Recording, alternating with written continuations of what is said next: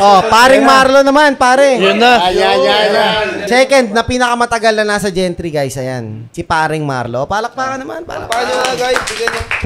Yan yung paring videographer, pare. Paano ba ako nag-start sa Gentry? Paano ba ako nakapunta sa Gentry? Wala lang, nakwento ko lang.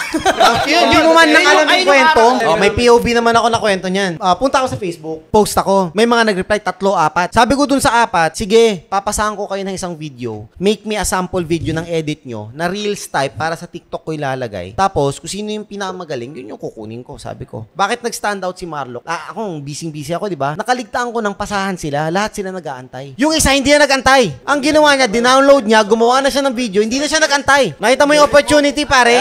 Walang nakakalam na. While some people are waiting, siya, may initiative na siya.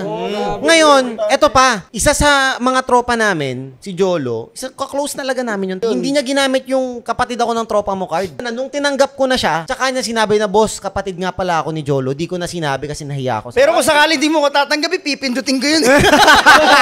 Pipindutin ko yun. Press the button. Last card, no? Last card, pare.